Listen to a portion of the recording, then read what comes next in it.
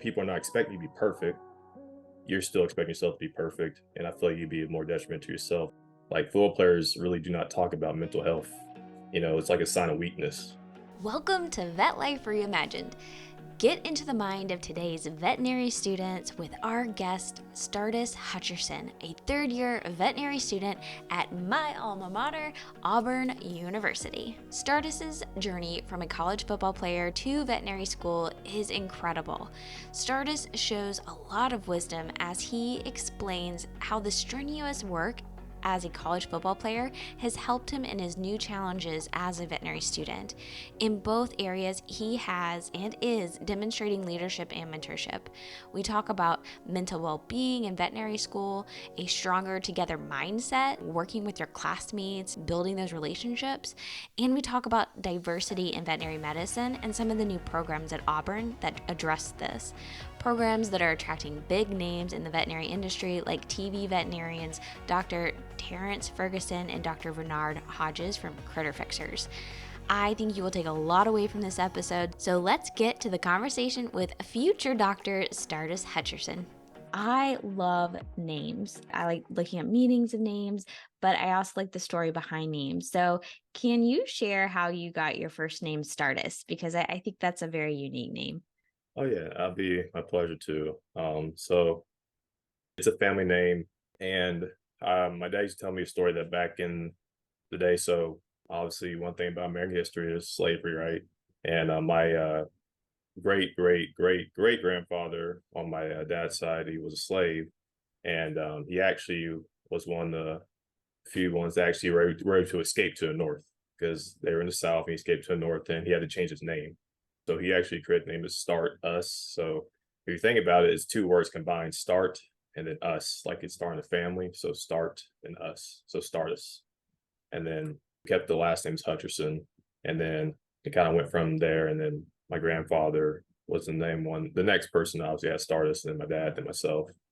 My dad's middle name is Almanzo. My middle name is Almanzo, but my grandfather's name is not Almanzo. So although we're all basically the same, the only thing that's different is our middle names.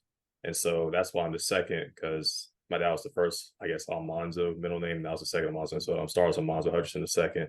And yeah, so very unique, and that's the story behind it. So, Yeah. Oh, I'm so glad I asked. And so my father is a third. Yep, I do understand the multiple names and generations, but very cool story. Thank you for sharing that. That's yeah, really that's no problem. interesting. And kind of speaking of origins, really the first question I tend to ask people is when did you know that you wanted to get into veterinary medicine? So when did you know? Since I was little, I've always wanted to be a vet type of say. So I know that's like a very common type of like origin story for many vets. I was 4 year old, and I remember that I've always liked animals. I used to watch all the animal shows on Animal Planet. I love any movie with animals. Lion King was my favorite movie growing up, and things of that nature. And I've always been like obsessed with animals to the point where my mom got tired of me talking about it, so she got me a dog. And her name was Casey. She was a little Shih Tzu dog, and I was just the most interested in her, like 24/7. We'd be playing all the time, like a little bit of a doctor in a way, because I know she would take her to the vet, and I would go with her and always be interested to go to the vet and see how they would do things there. And then I also got me a parakeet too. So I had a dog and a parakeet, and the parakeet I named her Tweety because I also like the Looney Tunes growing up too. So Tweety was my parakeet's name. Basically, from then on, I've always been interested in veterinary medicine. I always said I wanted to be a vet. I never had any vets in the family or anything like that, so I had no like outside influence. I just kind of just saw it on Animal Planet. I thought, okay, I want to figure out, like, yeah, my mom always said, be in the STEM field type deal: science, technology, engineering, math. And then, of course, math and also medicine. So I was like, okay, so I want to be a doctor. And I was like, okay, I like animals. So I was like, okay, veterinarian. It's the perfect fit. So that was kind of what I told myself that I was growing up. And then as I got older and around in high school, a big component of veterinary medicine applying is like getting your volunteer hours. So I started to apply for clinics and start seeing if I can volunteer and get into some of these places. And that's where in Mobile, Alabama, and the Baldwin County area, first place I actually worked at was Rim Animal Clinic. And I know the Rims are a very big like family at Auburn. So that's another reason why I know about Auburn veterinary medicine so much, because they're the Rims. And also another reason why I'm here too, because they basically praise Auburn so much, and it's a great school. but at the same time, I started volunteering at their clinics. And that honestly was what really made me realize this was something I wanted to do, because you can say it like your whole entire life, X, Y, and Z, but until you actually, get to experience it, that's how you really know if that's something you want to do or not. So that was like my first experience with like veterinary medicine, my junior year of high school summer, working and volunteering. Even though I was in the kennels, basically, clean up, poop and doing the grunt work. But I every once in a while go into actual hospital tech area and get to see surgeries and things like that and talk to them. And they were always so loving and kind and just helpful people. And they knew I wanted to be a veterinarian. And they kind of just ushered me in and brought me into that type of family. And so I guess in a way that's kind of like my origin story. I don't really have any like big like there was a dog I saw, wanted to help, and boom by being bada boom. But I think it was just a gradual progression, just for interest from a young age, and then as that interest grew, as I grew, I got more and more involved in it, and I said, okay, this is definitely something I want to do for the rest of my life. So yeah. Yeah. So were you the only pre-vet football player? I'm curious, at So Auburn? I actually wasn't. I was the only person interested in veterinary medicine in my class, but the class below us. So there was one more guy who also interested in veterinary medicine, and I became his quote unquote mentor because they knew I was interested in veterinary medicine. So they had like a big brother program in the football team at Moorhead, and I became his mentor because of that. And so we would talk about things. He would go to classes. I try helping in classes, and unfortunately, he ended up switching his major because it's just those entry level classes undergrad that everybody does like bio 101, chemistry 101, where it's like they're trying to weed people out, and tried to help him, best I could, but he just changed majors because of those courses. And he still like obviously loves animals and things of that nature, but I feel like that's one of the things that kind of like weaned him away from that, unfortunately. After that, then I definitely was the only person on the football team that was interested in veterinary medicine. So yeah, kind of like a little solo lone wolf type of thing, but it all worked out. I was definitely good friends with a lot of the teammates. A lot of my teammates want to be like human doctors because we had the exact same classes, so we always studied Yep. together. Yeah. Yeah. I went to a smaller undergrad school, so I was one of the very few who were pre-vet. They didn't even have technically a pre-vet program. They just kind of grouped us in with pre-med. So I definitely get that and a lot of those classes with them. But you kind of pointed out that doing football is very demanding physically and of your time, and then having a pre-vet program is also really demanding. So what did you do to kind of keep up with both aspects? Uh, I ask myself that question every day because when I look back at it, it's like, man, that was a lot. But first, I give thanks to God for keeping me grounded throughout that time. And besides, it just took a lot of, I guess, perseverance and mental and physical endurance, because there'll be days where, after practice, well, actually, I'll give you a rundown of how the day would go. So we'll have, and this would be during the season. So during the football season, Tuesday would be like the beginning of our work week. We'll start preparing for the game on Saturday. We have meetings starting at roughly around 2 o'clock, and then you'll have practice at 4, and then from 4 to like 6 or 7, you get done, and then you have maybe treatments, things like that. And then not to mention the next morning, you may have like a 5 a.m. workout. And then if you have to go to the physical therapy for like a nagging injury, because one thing about football is that they would say things like, if you aren't injured, you're playing, right? So if you even have a little ache or soreness, you better make sure that you're in the treatment room getting that situated, because you're not going to say, oh, I can't play or I can't practice today because I have a little sore hip or sore thigh. Well, you should have been in the treatment room at 6 or 7 o'clock in the morning before classes getting that looked at. So you have that in the morning, plus, like I said, the workout, and then you just do the same thing over again. 2 o'clock meetings, and then around like 7 o'clock you're done. And then on top, you have to look at film by yourself. Like, yeah, you look at film as a team for the opponent, but then the coach also looks at logs of who is looking at film on their own, because that's like your own studying. And on top, you have to study for your classes as well too. So I would sometimes find myself, because of studying for like football for the game and then also classes, like not being done until like 10 o'clock. Being up in morning like at 5 sometimes. So it'd be like a long day.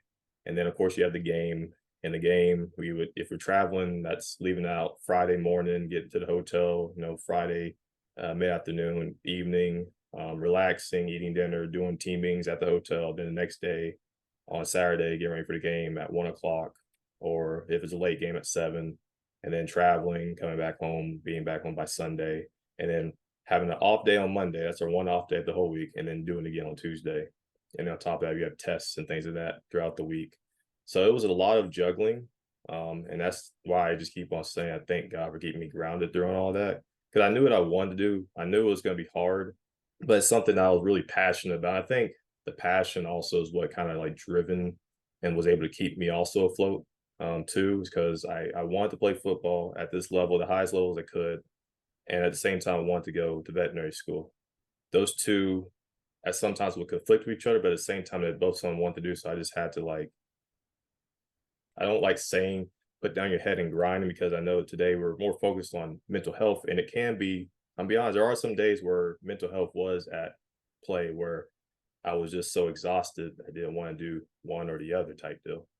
And looking back at it, I wish I was more cognizant of my mental health now that I've like matured and grown. I look back and say, okay, maybe I shouldn't have got or done that, or maybe I shouldn't have stayed up that late.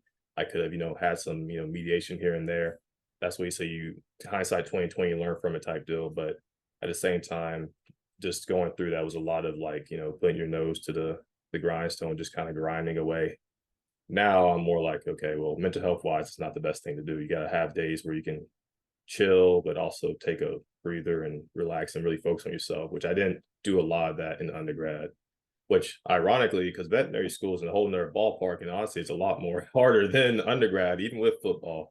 I'm realizing that, but I'm more cognizant of my mental health days and my mental health in vet school than I am in undergrad, which is kind of ironic, but yeah. I feel like I kind of went off tangent a little bit there to the end, but I hope that kind of answers the question. No, that's fantastic. I think the reason why, one, I'm interested, but two, just to keep going down that path is because that is a big thing in vet school is the mental load, the load of work that you're doing while you're in vet school.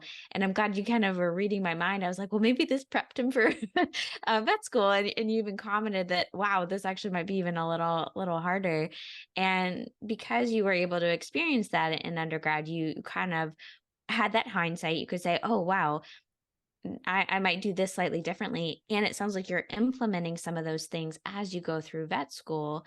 And one of the things you said you were interested in talking about was actually the mental health and well-being of your veterinary student colleagues. So, I mean, we're here now. So, what are your thoughts on now being able to do that hindsight and from undergrad and you're going through it, you're about to start your fourth year soon.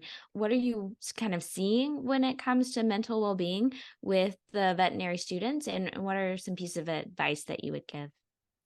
I would say for like Auburn specifically, I do believe like our university, like our college does a good job of like understanding that we are stressed all the time, and our professors are so understanding of that. Because I mean, they were veterinary students probably in the same chairs not too long ago, or even in Green Hall not too long ago, grinding away at the information and knowledge that we're learning right now. So they understand where we're at and they understand that okay, this is hard stuff, and they're very empathetic and they understand that by helping as much as they can.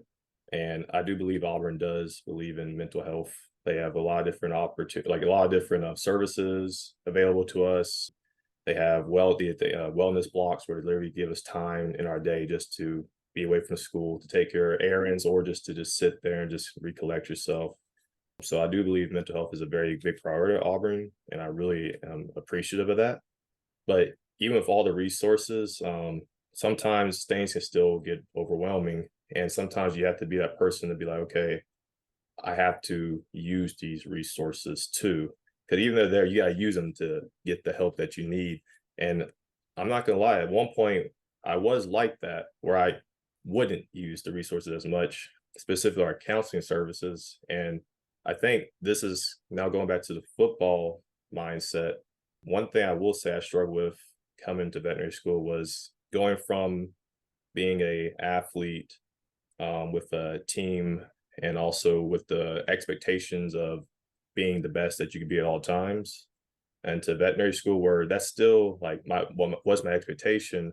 But at the same time, whenever they'll get to moments where I realize that I'm not my best today, then I would kind of have these like little slumps in my, I guess, demeanor or mood because I'm not perfect today and I should be perfect because I was used to that for all my undergrad basically.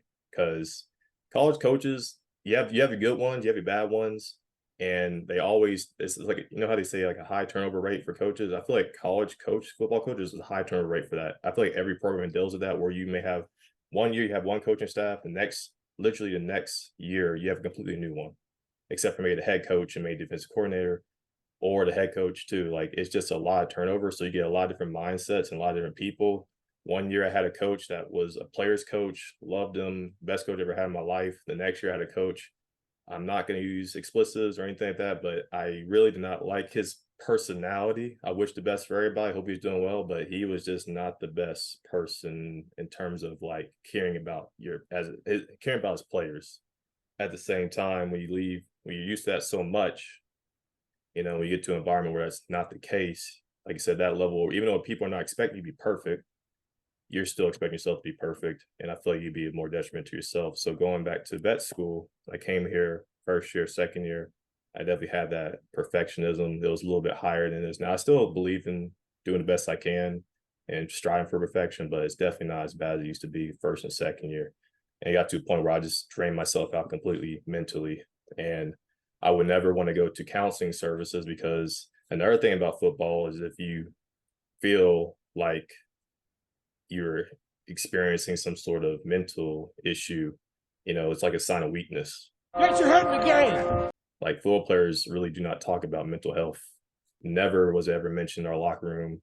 If you are quote unquote I'm not going to say the words they would say, but if you are like having a bad day because of class or a friend or a girlfriend or anything like that, and it affects you on the practice field, they tell you to, basically just to suck it up, get over it, play through it type deal. And if you don't, maybe cuss you out, make you feel less than yourself. Sometimes even teammates can do that too. And it just makes you even feel worse. And I feel like now, as I'm talking to some of my teammates now after football, and even some of my other friends that went to other colleges, playing the SEC, which I've heard is even worse than SEC. Even though Auburn, we love SEC football, but it's a different ballpark with some of the coaches. I do believe Hugh Freeze is a good players coach, though. I do like Hugh Freeze. But yeah, and mental health is just not a big component. And it's starting to get talked about more in the football world, but it's just not a big component. So when I came to veterinary school, that definitely was like, I don't want to talk to a counselor because I can get through this myself. I don't need someone to help me. I can do it myself. And that was just that football mindset. But then I realized, okay, I need to talk to someone eventually. It got to that point, basically second year. And since then, I've been doing well. And in terms of my classmates, because I'm not the only person in my class that probably had that perfectionist mindset and things of that nature. Some of my friends definitely had that same mindset too.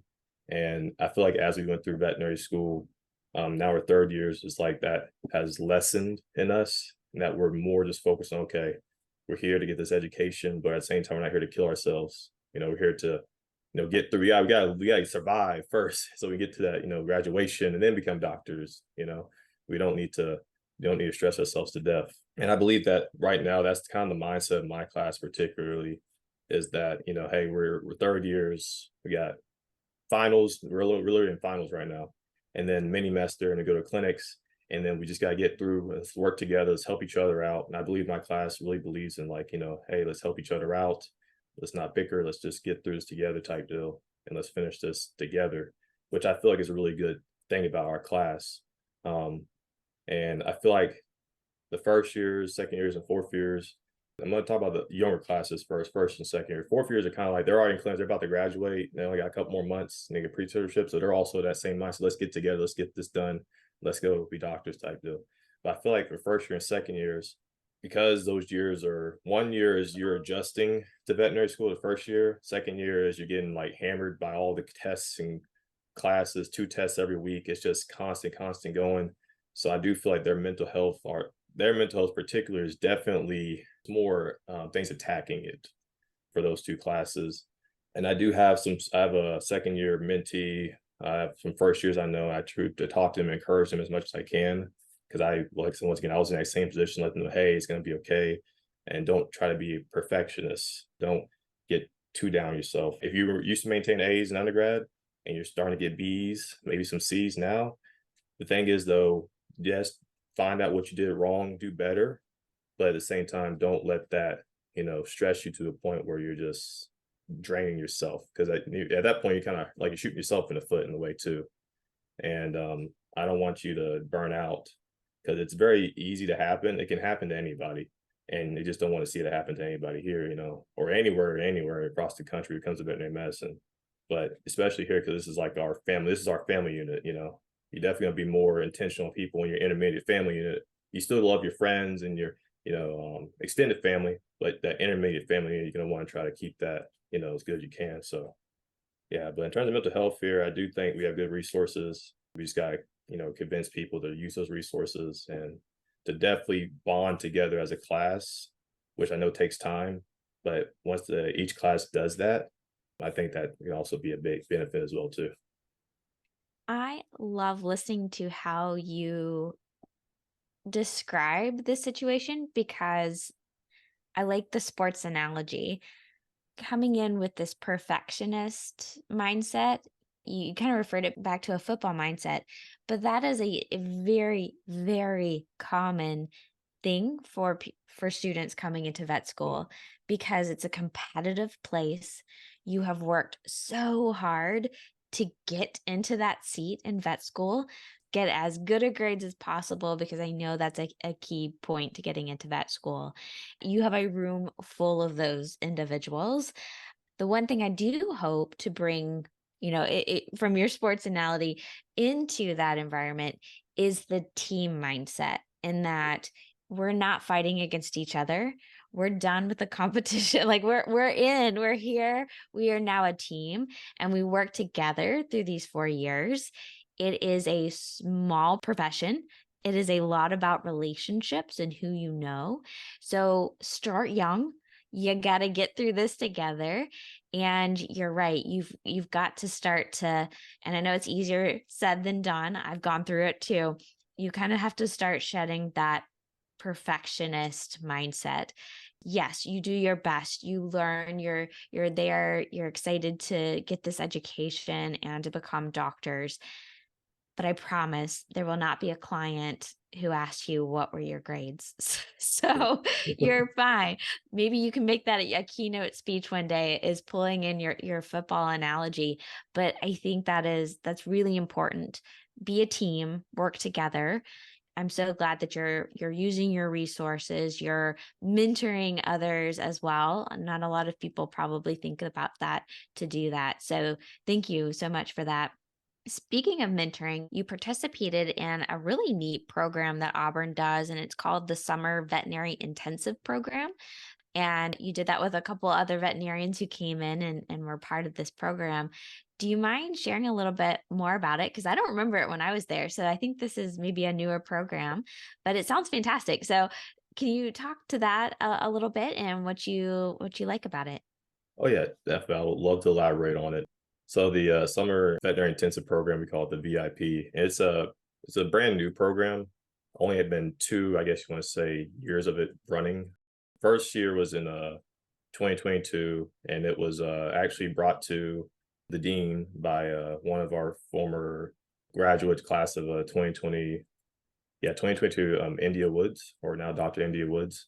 She has like she's a FIGS ambassador. She works at Sci-Fair. She really amazing person. She's awesome. And she brought it to the dean and said, hey, like, I would like to have this program. Before I graduate, I'd like to, put on something that I can have at Auburn that can help mentor basically the future generation of veterinary students and give them the full look of what it takes, get into veterinary school, but also what it's like to be in veterinary school, more of a like behind the scenes type of thing, and also to promote diversity within the veterinary field. The dean loved it. They worked together on it. They worked on this while she was in her clinical year, which is also like crazy. Like she started it and she did all the planning of it during her, fourth year clinical year. So she was like going like in between clinics, tired, stressed out, and also planning this major program that's like a week of activities for, 9 students at the time, field trips and everything. working with the Office of Academic Affairs, Dean, Dr. Camus, Assistant Dean, and also Dr. Sellers, Director of Administration, and just putting on this amazing program while in her clinical year. And I was like, wow, that's impressive. Just by herself too, because she was the one that brought it to the table too. So there was no other students helping her. It was just her and the Office of Academic Affairs. Whenever she got the program basically, finished and finalized, she asked me and another student to be student counselors. The other student named Shanlin. She's in her fourth year, clinical rotations, and now I'm in third year. But we were the first two counselors for that, and we had these 9 students come that were all undergrad students that were interested in veterinary medicine from different universities across Alabama. And we basically had a whole week for them where each day they would be, they come to the school. We actually paid for their, food and their housing, gave them basically rooms at the hotel at Auburn. Like we basically gave them the whole red carpet treatment. And we got them to experience anatomy lab, histology lab, got them in the actual hospital, small animal teaching hospital, large animal hospital, get them experience working with horses, cows, see small animal ophthalmology, see primary clinical practice, radiology, and just the whole gambit, whatever we could, fit in that whole week for them. It was like a full day from like 7 to 5 every day for them. But they loved every second of it. And then we also had a field trip to see the critter fixers, Dr. Hodges, Dr. Ferguson, and Bonaire, Georgia. They have their TV show on Disney Plus and Nat Geo Wild, and it was like, wow, this is like my first time, quote unquote, meeting a celebrity. So I was actually like giddy. I was like, oh my gosh, like I'm about to talk. And then we went to their clinic. You could just see like the whole atmosphere was just busy, bustling. Like if you ever watched a TV show, like how they are on the TV show is just how they are in person. The same energy, the same motivation. And then literally everybody there is nice and friendly, and the students loved it. They got to experience a lot of different things there. After that, we got a lot of positive, I guess you want to say, kudos from people around the university. Like I said, India did a great job first year, and now she's working in Sci-Fair in Houston. And then the second year, I was asked to be the quote unquote, I guess you would say, student coordinator for the program. So now it's my turn to coordinate the week, to call the clinicians, say, hey, let's get together, see what we can do for this week for the students, and put all the schedule together, and then put on interviews for the students, make an application for the students, and so they can sign up and go through the whole gambit of everything that basically India had to do. But in my second year, I'm not gonna lie, it was busy, and I can see like whenever India said she did her fourth year clinical year, I'm like, man, this is I'm struggling with this. It's on my second year. Now, second year is nothing to sneeze at, but I think clinics would be a little bit more challenging the second year. So I give, like I said, India all the credit for that. But I did the second year for it, and we just had it, like I said, in May, and we actually upgraded from 9 students to 10 students. So we had one more actual space, and we actually opened up to our Kentucky pool. So it was now all Alabama residents and also Kentucky residents because of the actual contract we have with Kentucky with Auburn University. And so we had a good pool of students from both of those two pools, and had a great week. And this year we actually included the Georgia Aquarium visit in there as well too. We actually met a vet. His name is Dr. Gregory Scott. He actually works with Dr. Camus's husband, who works at UGA, that does all the pathology for the Georgia Aquarium. So he, like, if there's a whale shark that died or something, he would cut it open and see it and examine it. And I'm like, I'm not into pathology, but I'm not gonna get to see inside a whale shark and see how big they are like that. That's pretty cool. So that's how we met Dr. Gregory Scott and got that contact. And me and him would meet and we would talk about what we like the students to experience at the Georgia Aquarium. And we went there and they got a behind the scenes tour of the vet facilities. They got to see a lot of animal encounters, got to see veterinary specific animal encounters too, like ultrasounding a stingray, see a penguin exam, just physical exam, and also see a beluga whale experience for them as well too. We also went to the critter fixers again this year, and they got to do a lot of things there too. So they had a full, basically packed week once again, and they all loved it. I enjoy being the student coordinator and putting it on, and just going through the whole process from planning the very beginning stages in October of last year, and then seeing the product in May. I also had 2 students that are, one is my mentee, he's a second year to be a student counselor, and then one of my current classmates also very involved in the school, and she wanted to have the opportunity to help these, kids develop and things like that, also be a student counselor. Then we also had a former Auburn grad in 92 or 93, Dr. David Knox. He also came and he also helped the week too. So we had a lot of support this year. We actually have a lot more support next year as well too, because like each year people more and more want to be involved with the program. And so, and also I'm putting on the program again this year too. And then hopefully that application should be going live soon. So if anyone that is a pre-vet student is watching this, you want to come to VIP and you're Alabama resident or protected resident, just look on the website. We do have the application going live very soon. So, and please apply. Perfect timing. We'll Yeah. advertise for you. Yeah. That is so cool. One, like the Georgia Aquarium is one of my favorite aquariums. So, I mean, all sorts of animals that they can look at. So, that's a really cool experience as well. And what a neat idea. I think, I've had quite a few conversations talking about how can we be better at encouraging a more diverse and inclusive admission into vet school. And I think that's a great opportunity to encourage these undergrads, give them a program, get them not only familiar with vet med to maybe encourage them to keep going, but also maybe to better understand or meet the professors at the veterinary school so that they meet them, they know them, and maybe hopefully that would be helpful in the interview process or something like that. So just anything that can slightly change our strategy where we can improve our diversity. And I know that's an important topic to you as well that you're interested in talking about. So this program is a great example, but what other things have you thought about when it comes to this in veterinary medicine? So I guess in terms of like diversity as a whole in veterinary medicine, obviously we're not the most diverse profession in the world. It's definitely something I like to see change. And I believe diversity, although being like a moral and like ethical like thing to like strive for, I think it's also a very logistically and objective thing in terms of like increasing the value of the profession. Like people with different like backgrounds, different experiences from different groups of people coming together to form a better cohesive profession can definitely improve the profession as a whole, just in general. I think that's just diversity in a way, just improves things in general, in my opinion. And just different mindsets can help solve problems that wasn't have been thought in a certain light before. So, but you have to have those people in those spaces to have those different perspectives at certain issues, and certain issues, especially affecting the veterinary field. You never know. There may be a veterinarian Einstein that could be from, the Black community, Asian community, white community, doesn't really matter. But we have to have those people in these spaces to have those type of problem solving skills. But going on how I guess I think of ways to kind of improve, like the VIP program is one way to give students that didn't have that same exposure growing up to veterinary medicine. It's like, hey, this is a potential career path for you too. There's more than just like, yeah, you have human medicine, you have lawyers, you have all these other different professions that are, I'll be honest, are kind of more highly talked about. And I'm going to talk from experience of being a Black man, basically. One thing I mentioned about my mom saying the STEM field, she didn't say veterinarian, she said doctor, like human doctor. And I actually got talked like when I said I want to be a veterinarian, she's like, well, human doctors make more, and you make a lot more money being a human doctor. I'm like, and you're smart enough to be a human doctor. It's like, yeah, I know I could be a human doctor if I wanted to, but I have a passion for this. I want to go to veterinary medicine.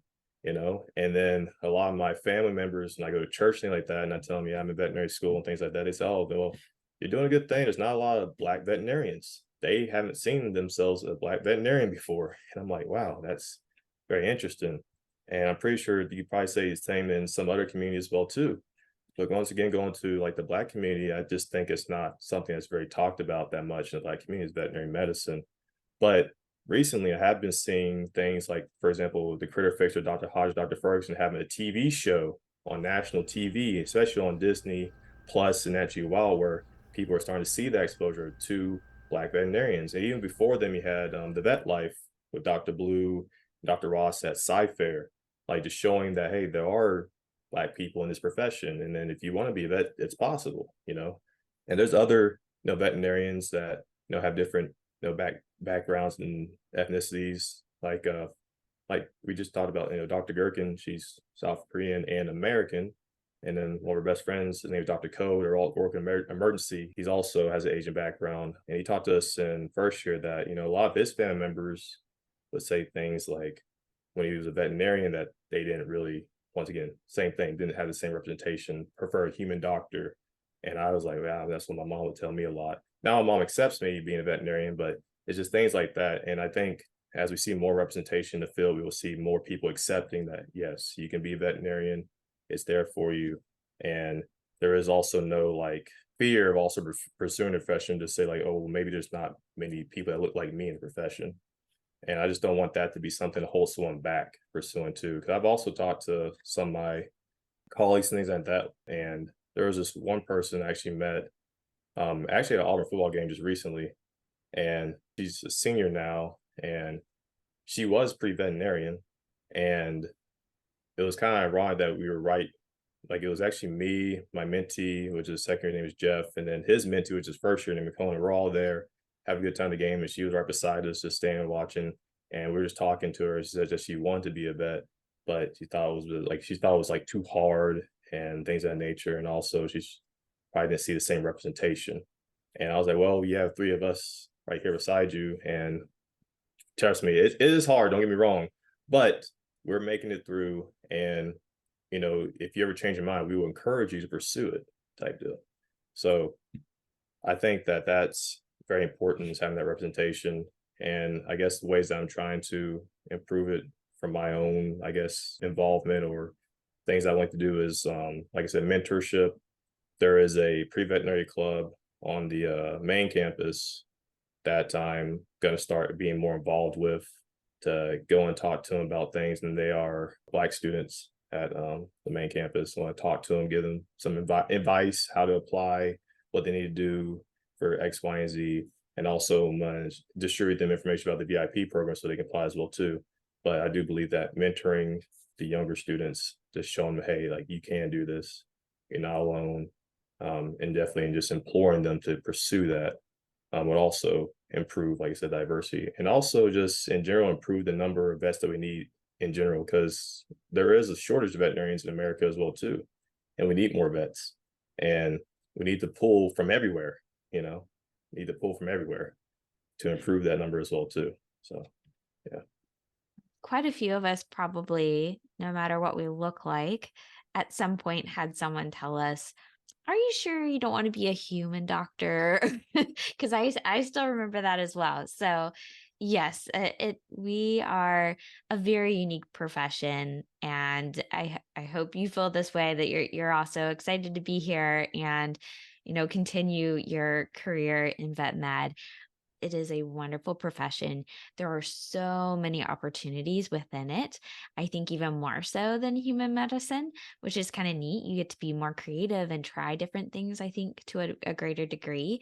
So thank you so much. We're almost out of time, but I thought I would ask you a few more questions. We didn't even get to talk about your interest in neurology, but I am excited for you.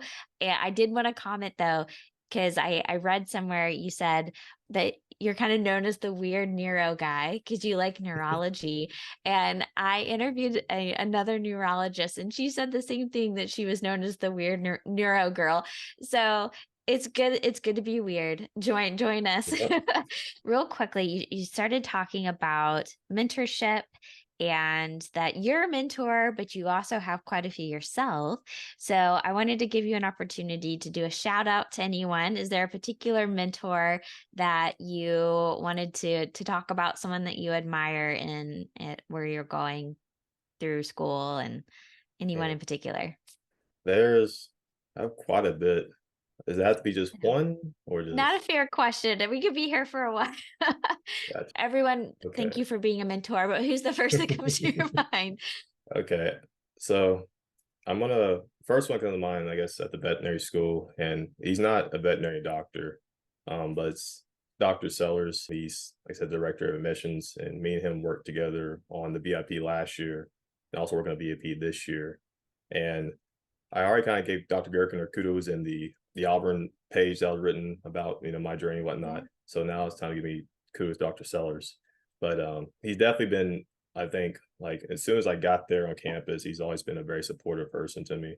Not saying no one else hasn't, but I just know like when it comes down to also being another, he's also another black man too in the exact same space. We definitely relate to a lot of different things. We always joke and cut up, and it's always a good time. Basically, he's also very hilarious, and he always knows and can tell whenever I'm not feeling myself. And that's another thing. Like I'm very good about hiding my emotions, and I think that also stems from football again. Just kind of like keeping a stone cold face, not letting nothing get to me type deal, or at least appearing as nothing's getting to me. But it's like somehow he can see when something's getting to me. I remember one day I was in class and I was feeling pretty bad, like very low, kind of honestly depressed, and no one throughout the whole day basically said anything. Which I'm not saying that they weren't, and like they just saw something, they didn't care. It's just like it's vet school. Everybody's got their focus on what's going on. It was also during second year, so everybody's stressed out at the same time. So probably everybody's a little bit depressed. Let's be real. But I just remember Dr. Sellers. I was walking by him. I said hello to him, and I didn't want to talk about anything. I wanted to get home so I can kind of just sit there and just try to work through my emotions. But he's like, "Hey, what's going on?" I'm like, "I'm fine." And he's like, "Are you sure?" And I'm like, "I'm fine." And then he said, "Are you really sure?" And I was like, "No." So we went to his office. We talked, and he helped me through some things. And it was actually a really good conversation and really boosted my mood. And so when it comes down to like people, like I really high respect, which I respect a lot of people at the university. Dr. Stiller is definitely one that I feel like not a lot of people know too much about him because he does a lot for the school, but it's not like it's like when it comes around to the classmates, they don't really know too much. But I know what he does and what he does for our class, and I really appreciate the work he does. And I definitely give him a shout out because he deserves it.